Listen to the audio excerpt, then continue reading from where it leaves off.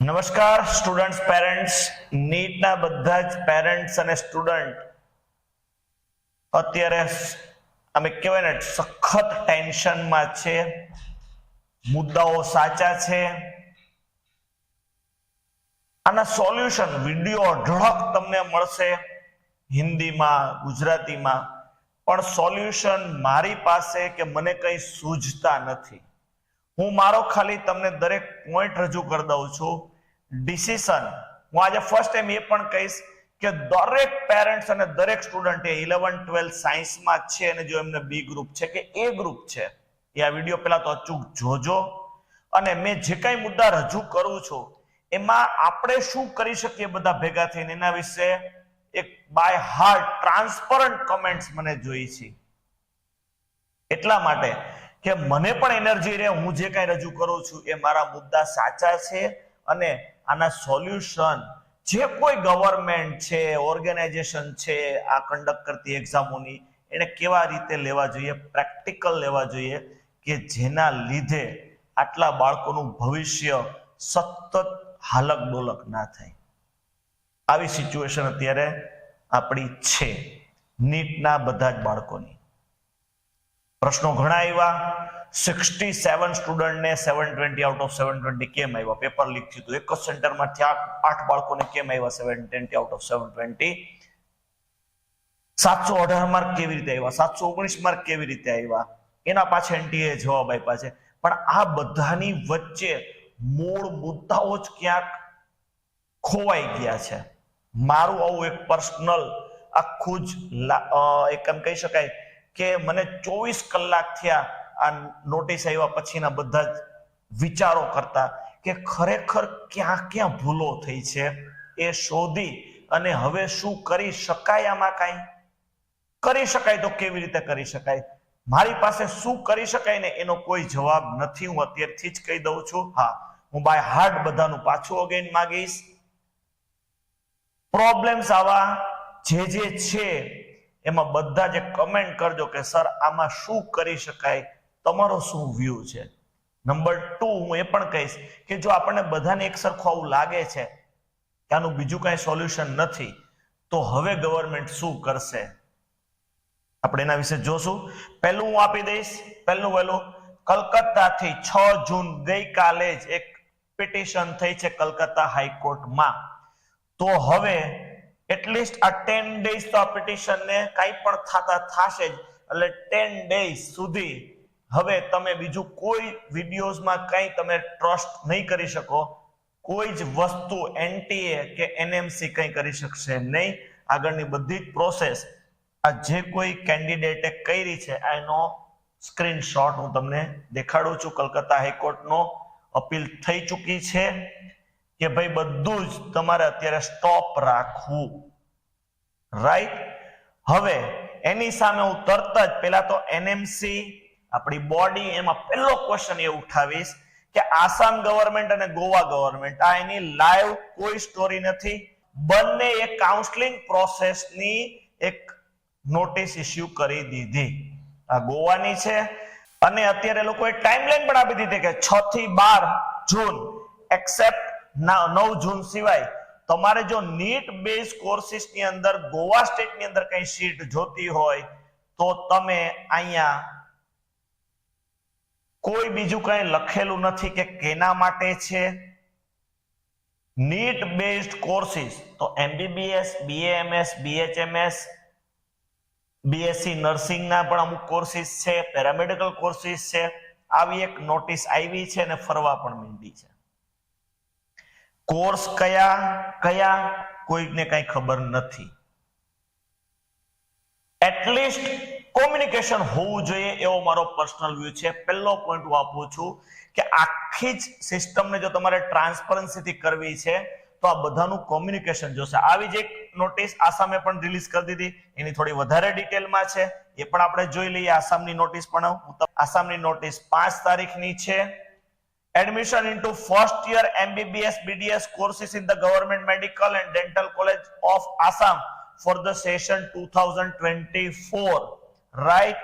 અને એ લોકોએ 20 જૂન પહેલા રાઈટ 20 જૂન પહેલા જે કાંઈ એનું ન્યૂ ટીજી 2024 નું એડમિટ કાર્ડ ને હું આની કોઈ ડિટેલમાં નથી જતો, મારે એવો કોઈ ટાઈમ પણ નથી આમાં વેસ્ટ કરવો, કારણ કે પહેલા તો મારો સૌથી પહેલો પ્રશ્ન એ જ છે કે જ્યારે એનએમસી અને આવી જે કોઈ ગવર્મેન્ટની બોડીઝ છે એ વ્યવસ્થિત સિંગલ વિન્ડો સિસ્ટમથી આ બધું કરવા માંગે છે, મતલબ ઓલ ઓવર ઇન્ડિયાનું કાઉન્સેલિંગનું જે કોઈ ડેટો આવે એની સાથે જ સ્ટેટ કાઉન્સેલિંગની ડેટોનું આપણે વગાડીને બધા કહીએ છીએ, તો પછી શું કામ આ વસ્તુઓ થઈ રહી છે? આ આપણું કન્ફ્યુઝન થી લઈ સ્ટ્રેસ લઈને બધું જ વધારે છે. લાસ્ટ યર 2023માં પહેલા રાઉન્ડની અંદર ઓલ ઓવર ઇન્ડિયાના પહેલા રાઉન્ડની અંદર 9 કોલેજ એવી રહી ગઈ કે જેના અંદર 2022માં ઓલ ઓવર ઇન્ડિયા કોટા હતો. અમે એમનું સૌથી પહેલું આ રિવીલ કર્યું, બારે પાડ્યું. સિલવાસાની પણ કોલેજ હતી. અઢળક પેરેન્ટ્સોના ફોન આવ્યા કે સર અમને પણ આશ્ચર્ય હતું, 2022માં એમાં ઓલ ઓવર ઇન્ડિયા કોટા હતો, 23માં ઓટોમેટિક જતો રહ્યો. એના જવાબ એવા મળ્યા કે ભાઈ જે કોઈ કોલેજો છે એને ડેટા સબમિટ નહોતો કર્યો, તો ઓલ ઓવર ઇન્ડિયા જે આખું ચલાવે છે એની જવાબદારી છે કે આ કોલેજો ડેટા પ્રોવાઈડ કરે, પછી એ ડિસાઈડ કરે કે હવે તમારો ઓલ ઓવર ઇન્ડિયા કોટા છે. આ પ્રશ્ન ત્યારે પણ હતો. હું આ બંને પ્રશ્નોને એવી રીતે જોઉં છું કે મેસી ના કરો, તમે આનું કોમ્યુનિકેશન એટલીસ્ટ ફાસ્ટ કરો તો આવી સિચ્યુએશન આપણા માટે પેદા ના થાય કે હવે આપણે શું કરવાનું છે, કેવી રીતે કરવાનું છે. કેરાલાનું તો એક્ઝામ પૈથી તરત બહાર પડી ગયો કે રજીસ્ટ્રેશન કરી દો અમારામાં. 3 સ્ટેટ અત્યારે આવા છે. મારી પાસે આવા ખાલી પ્રશ્નો છે, આન્સર હું આપી શકું એમ નથી. તમને ક્યાંય મળે તો મને પણ અપડેટ કરજો.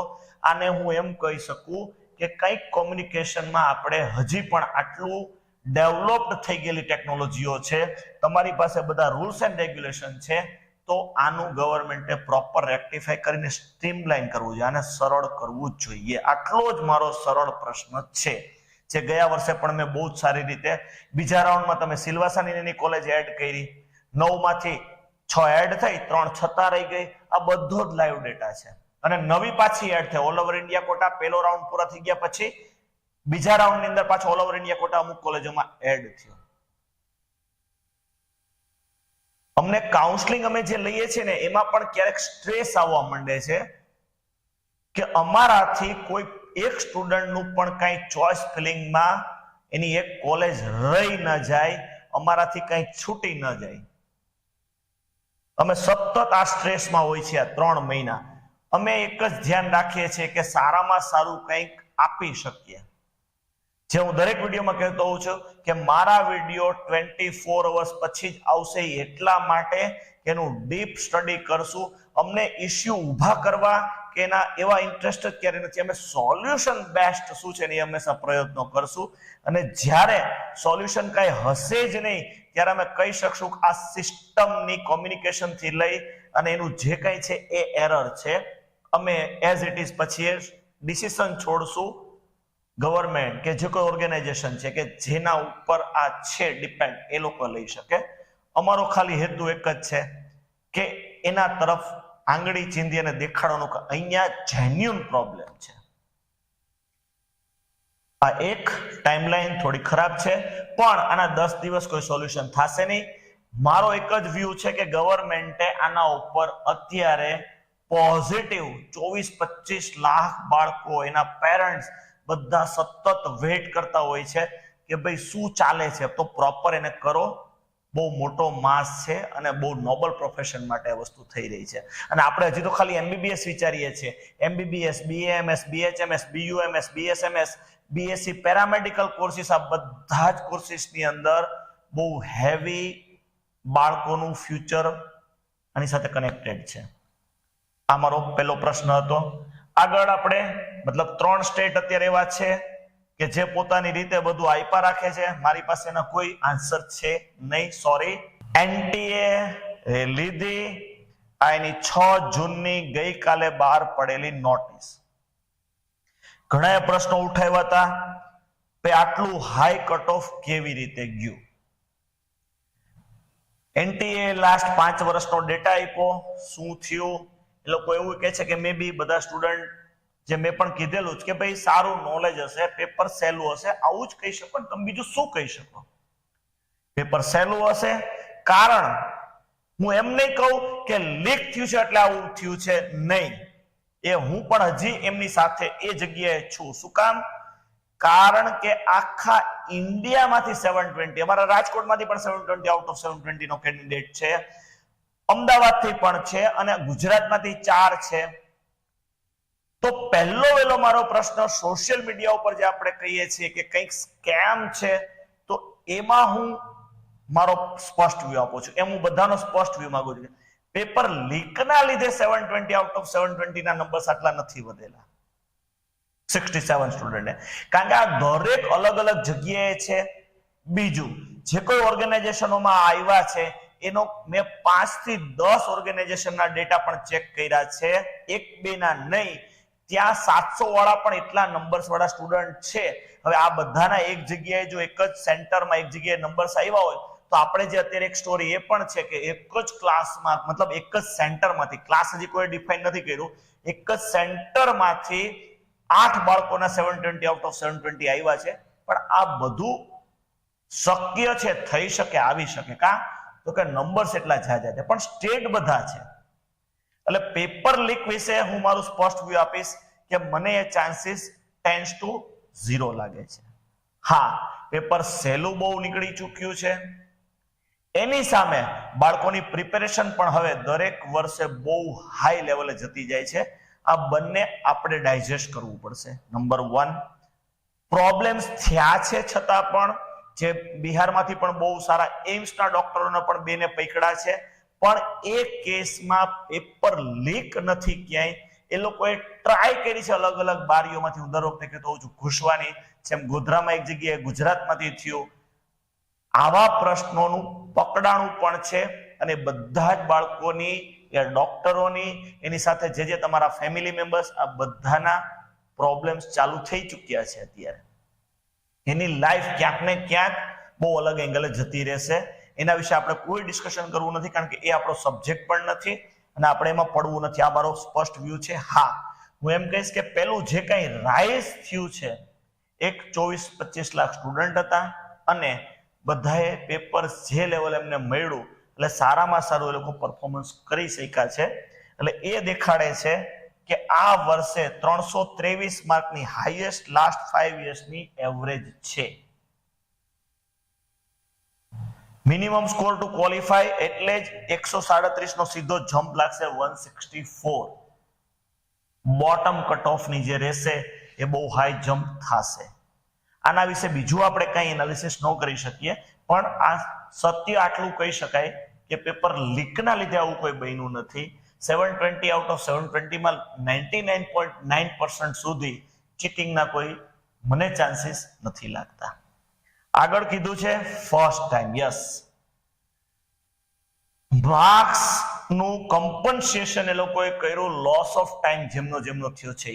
અગેન હું અમારી બેસ્ટ સ્ટુડન્ટ અત્યાર સુધીની જેને કહેતો હોઉં છું, મારા જે 4 વર્ષની જર્નીમાં પ્રિયાંશી ત્રિવેદી કરીને, એની સાથે 2022માં 25 મિનિટ કોડીનાર માં એનો નંબર હતો.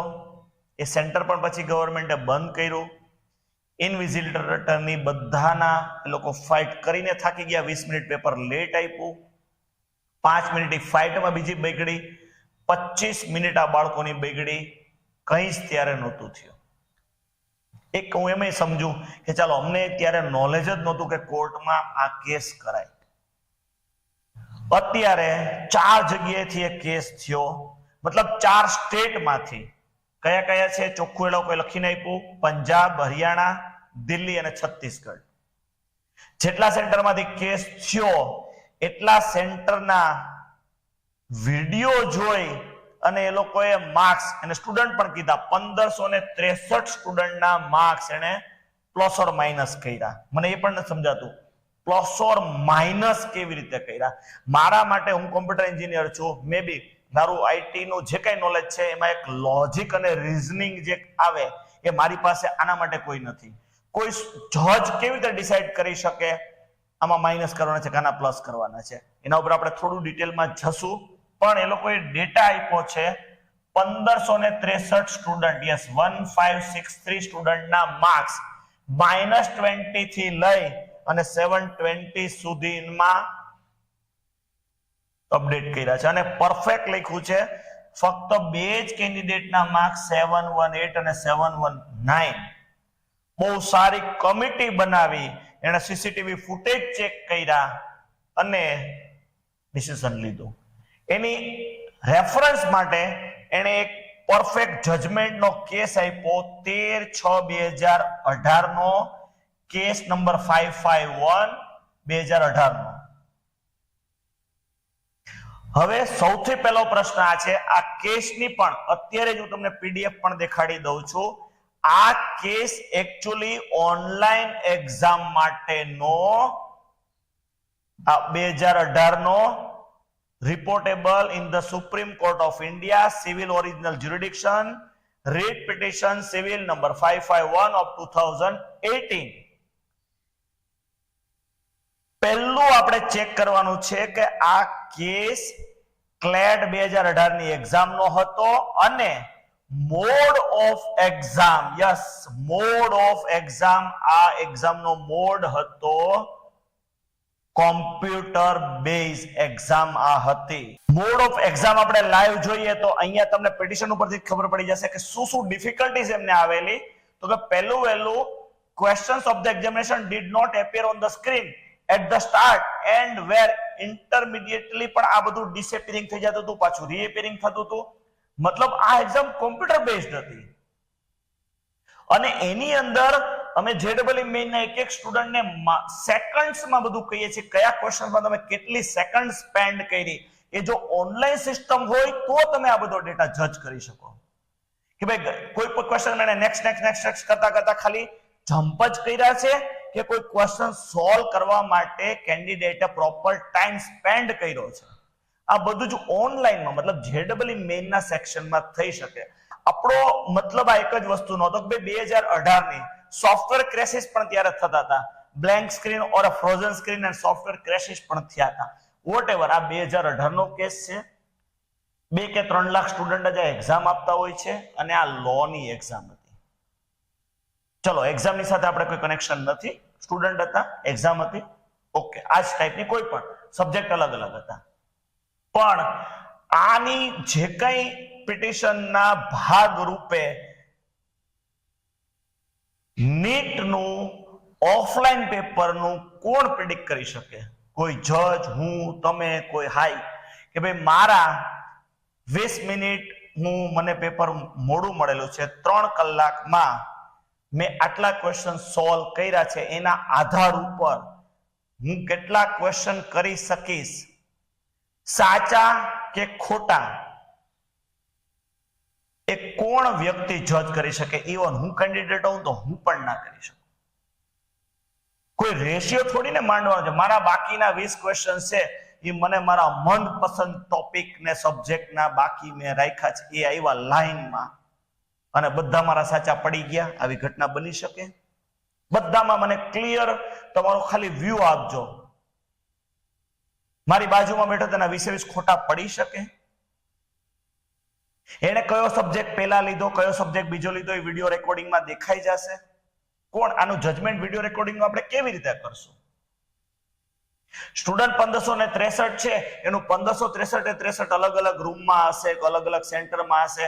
તમે એના સબ્જેક્ટ નક્કી કરી લીધા, કારણ બાયોલોજી પહેલા કર્યું છે અને ફિઝિક્સ પછી કર્યું છે. બાયોલોજીમાં આટલો ટાઈમ ગયો તો, ફિઝિક્સમાં આટલો ટાઈમ ગયો તો, કેવી રીતે તમે જજ કરશો? મતલબ મારો બેઝ ક્વેશ્ચન છે કે બધા જ વિડીયો બનાવ્યા રાખે છે, મૂળ પ્રશ્ન તો પેલા કરો કે આવું કેવી રીતે થઈ શકે? ઓનલાઈનમાં પણ ના થઈ શકે કદાચ. હું તો ત્યાં સુધી કહું છું, તમે ડિસાઈડ કેવી રીતે કરી શકો કે મને આગળના ક્વેશ્ચન્સ આવડી જ જશે મેં પ્રીવિયસ કર્યા એના આધાર ઉપર? એમાંથી 2 ક્વેશ્ચન હાર્ડ આવ્યા ફૂલ કે જે મારી બકેટમાં જ નતા અને આગળ મારા 5 ખોટા પડ્યા, પણ પાછળના જે 5 છે ને એવા હતા જે મને બધા જ એ ટોપિક મને બહુ વ્યવસ્થિત, મારા એલર્જી જ મને કોઈ ટોપિકમાં નહોતી અને મારા 5 સાચા પડી શકે એમ છે. મેં જયારે 12 પેપર જોયું ત્યારે મને ખબર પડી, ઓહો તો 5 મને આવડે છે, પણ ટાઈમ ઘટ્યો, કાં તો હું ત્યાં સુધી પહોંચી જ ન શક્યો. કઈ વ્યક્તિ આને જજ કરી શકે અને હાવ કેવી રીતે કરી શકે? મારો મેઇન પ્રશ્ન આ છે. એક પણ વિડીયોમાં આ પ્રશ્ન કોઈ ઉઠાવતું જ નથી.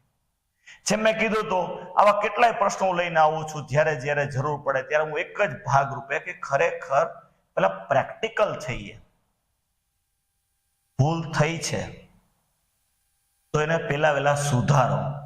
એ દરેક સેન્ટર ઉપર તમે શું એવી હાર્ડ ઇન્સ્ટ્રક્શન ન આપી શકો કે આ બાળક 2 વર્ષથી, કોઈ 3 વર્ષથી, કોઈ 4 વર્ષથી મહેનત કરે છે તો એને પૂરેપૂરી 200 મિનિટ આપજો. તમારું એમાં શું લૂંટાઈ જાય છે? તમે રેકોર્ડિંગ કરો છો, સિસ્ટમ છે તમારી પાસે, ભાઈ પેપર તમે એને 5 મિનિટ મોડું આપો છો તો એવો એટીટ્યુડ શું કામ રાખો છો કે ભાઈ એને 200 મિનિટ આપો ને એનું રેકોર્ડિંગ તો થાય છે, ચોરી કરે છે? એ શું તમને કોઈ ફાંસી પર ચડાવી દેવાના છે? તમે એને શું કામ આપી? તમે એને પ્રોપર OMR શીટ 200 મિનિટ આપવી જોઈએ આખા ઇન્ડિયાની. હું એમ નથી કહેતો કે એક સાથે 5-10 મિનિટ ક્યાંક થાય તો આ હ્યુમન એરર છે એને આપણે રેક્ટિફાઈ કરીને એનું સોલ્યુશન કરી શકીએ. હવે કાંગરોળ મચાવશું આપણે તો પહેલા વેલો પ્રશ્ન આ છે કે ખરેખર 200 મિનિટ બધાને મળવી જોઈએ ને એ રૂલ્સ બનાવો. પ્લસ માઇનસ થાય છે તો કઈ પેપર અંદર પહોંચી નથી જતું, લીક નહીં થઈ જાય પેપર. હા, એની ટાઈમ લિમિટ રાખો કે ક્યાંય 15 મિનિટથી વધારે ગેપ નહીં હોય એટલે કોઈ બારે ન નીકળે. આ બધું થઈ શકે. હવે કાંઈ મને કોઈ સોલ્યુશન મારી પાસે નથી અને હું આવા એક પણ સોલ્યુશનની સાથે પણ નથી, કારણ કે મારી પાસે કોઈ હવે આના અપડેટ્સ જ નથી. 780, 790 જે મેં કાઉન્ટ કર્યા છે એની પાસે એલ્ગોરિધમ છે. હું એટલો હોશિયાર નથી. તમે હોશિયાર હો તો તમે એમની સાથે ફાઇટ કરજો, જે કંઈ કરવું એ કરી શકો છો. મને આવું શું છે 720 સુધી ને -20 પણ કર્યા છે, હાવ મારી સમજની બારે છે, એટલે હું એના વિશે કોઈ ટિપ્પણી આપતો નથી. રેસ્ટ ઓફ એ લોકોએ બધું જ લઈ. On the analysis of the CCTV footage, it was asserted that the integrity of the examination was not compromised at the test center. blah blah blah. મારા સમજની બારે છે. ટોપર વિશે એને કહી દીધું. ઓકે, આટલા સ્ટુડન્ટ હતા, આટલા વધી ગયા, એના લીધે ટોપર વધી ગયા એવી કોઈ થિયરી તમે ન લગાડી શકો. ટોપર તો કદાચ 8 લાખ સ્ટુડન્ટ હોય તમારું પેપર એવું હોય તો 100 જણાને પણ વધારે માર્ક્સ આવે. તમે કેવી રીતે નંબર્સ ઉપરથી જજ કરી શકો કે ટોપર્સ આટલા સ્ટુડન્ટ વધ્યા એટલે ટોપર્સ વધી ગયા? એ તો પેપરની ક્વોલિટી એના ઉપર હોય ને. મને આવું દેશી ખબર પડે, શુદ્ધ ગુજરાતીમાં. એવું ના ખબર પડે કે નંબર ઓફ સ્ટુડન્ટ વધી જાય એટલે વધી જાય. મારી ડોટર વખતે 2018માં 13,76,000 કે 75,000 સમથિંગ સ્ટુડન્ટ હતા અને કટ ઓફ 100 માર્ક્સ એવું ડાઉન વહી ગયું હતું. 420 માર્ક્સે મારી ડોટરને જીમર્સ જેવી કોલેજમાં એડમિશન પણ મળી ગયું હતું. તો એની નાની કમ્પેરિઝન કેવી રીતે થઈ શકે? નીટ હિસ્ટ્રીનું 2018 નું પેપર સૌથી ટફેસ્ટ પેપર હતું. હવે આ કદાચ 24-25 લાખ બાળકો આવે તો કોઈને પણ 720 આઉટ ઓફ 720 નો આવે. પેપર બધાય ચેક કરી લેવાની છૂટ. આ લાઈવ ડેટા છે. મતલબ આને ને નંબર્સ ને કોઈ કનેક્શન નથી, તો પેપરની ક્વોલિટી ઉપર હોવું જોઈએ. આ પણ મારો પર્સનલ વ્યૂ છે. રાઈટ? 67 સ્ટુડન્ટને બ્લા બ્લા કર્યું છે. એમાં એને સ્પષ્ટતા કરી દીધી. 44 ને on account of the revision in one answer key of physics and 06 are account of જે compensation આપ્યું loss of time ઉપર. 6 સ્ટુડન્ટ એના આધારે પણ 720 સુધી એ લોકોએ પહોંચાડ્યા છે. લોજિક એમની પાસે છે, મારી પાસે કોઈ લોજિક નથી. Declaration of result on 4/6 and transparency in the examination process. વારે વારે આ ફકરો એ લોકો રિપીટ કરે છે. ટ્રાન્સપરન્સી એક્ઝામિનેશનમાં સારી રહી છે. હેડ્સ ઓફ, આપણે બધા એને એપ્રિશિએટ પણ કરશું. ટાઈમલાઈન એ લોકો એમાં મેનેજમેન્ટમાં ક્યાંક ચૂક થઈ છે, જે થઈ છે નાના મોટા 1-2 ઇસ્યુ આવા પણ થયા છે. પણ ઓવરઓલ એ લોકો એવું કહે છે કે અમે JEE મેનનું પણ આટલા ટાઈમમાં રિઝલ્ટ ડિક્લેર કરી દીધું હતું, સેશન 1 નું, સેશન 2 નું આટલા ટાઈમમાં કરી દીધું. મતલબ NTA નું મેનેજમેન્ટ બોડી પોતાની એવું કહે છે કે ઘણું સારું છે, સ્કેન થઈ ગઈ, આ થઈ ગયું, બધું જ એ લોકોએ લખી દીધું. એક્સેપ્ટ કરીએ છીએ, સારી મહેનત કરી છે અને એની રિસ્પોન્સિબિલિટી એ લોકોએ લીધી છે, એટલે એ લોકોએ કહ્યું છે. ઓબ્વિયસ છે, તમે જે રિસ્પોન્સિબિલિટી લ્યો છો એ તમારે ફોલો પણ કરવાની છે, કારણ કે તમે એના માટે જ ત્યાં એપોઇન્ટ થયા છો, તમે એ રિસ્પોન્સિબિલિટી લીધી છે. આવું મારું પર્સનલ વ્યૂ છે. Regarding unfair means cases, UFM, એમાં પણ એ લોકો કહે છે કે જે કાંઈ સ્ટેટ ગવર્મેન્ટોએ જ્યાં જ્યાં આવું પકડાણું છે, પેપર લીક નથી તેવું ચોખ્ખું લખી દે છે.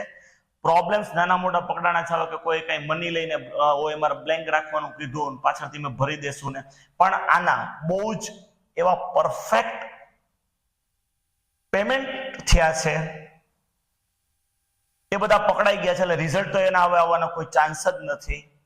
અને એના લીધે બીજા સ્ટુડન્ટને કોઈ ડિસ્ટર્બન્સ થાય કે એની લાઈફ ક્યાંય ઓલી સ્ટોક થઈ જાય એવી કોઈ એક્ટિવિટી હજી સુધી NTA ના ધ્યાનમાં નથી આવી, એટલે એ લોકોએ રિઝલ્ટ પણ ડિક્લેર કરી અને આટલે સુધી પહોંચ્યા છે. સૌથી મોટો પ્રશ્ન થયો છે ટાઈમનો.